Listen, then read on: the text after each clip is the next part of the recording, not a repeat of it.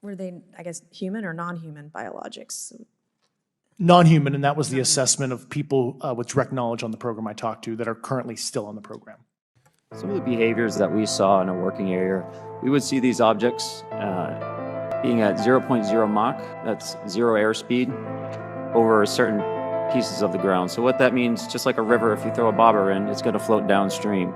These objects were staying completely stationary in Category 4 hurricane winds. These same objects would then accelerate to supersonic speeds, 1.1, 1.2 Mach, and they would do so in very erratic and quick behaviors that I don't have an explanation for. Did this object come up on radar or interfere with your radar or the USS Princeton? The Princeton tracked it, the Nimitz tracked it, the E-2 tracked it. We never saw it on our radars. Our fire control radars never picked it up.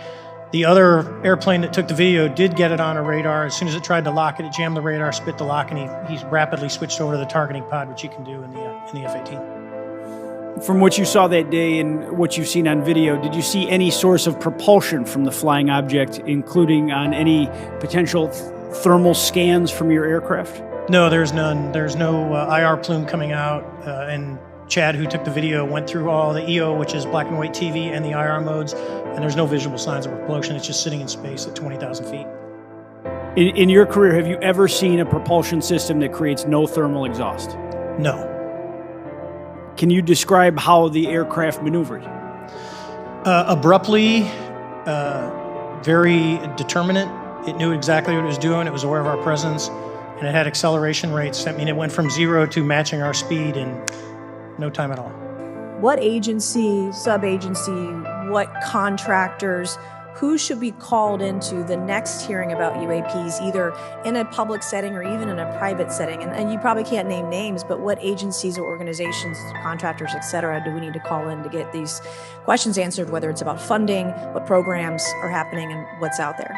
I can give you a specific cooperative and hostile witness list of specific individuals that were in those. And how soon can we get that list?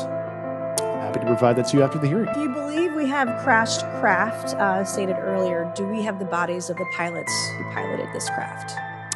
As I've stated publicly already in my News Nation interview, biologics came with some of these recoveries. Yeah.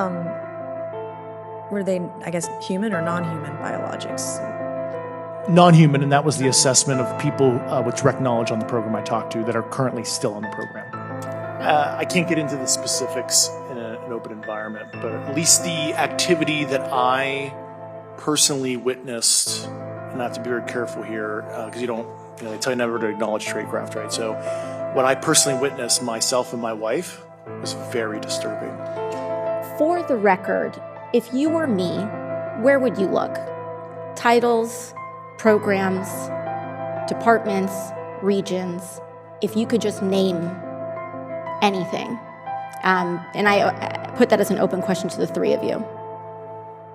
I'd be happy to give you that in a closed environment. I can tell you specifically. Thank you. Commander Fravor? And I would say, and I've told people that you have to know where to look. They're not going to divulge it to you because of the classification levels. But if you know where to look and who to talk to, which is exactly what Mr. Grush can point you, then you have them. Okay. Mr. Graves? I was an operator, so I was depending on folks like Mr. Grush to do that homework.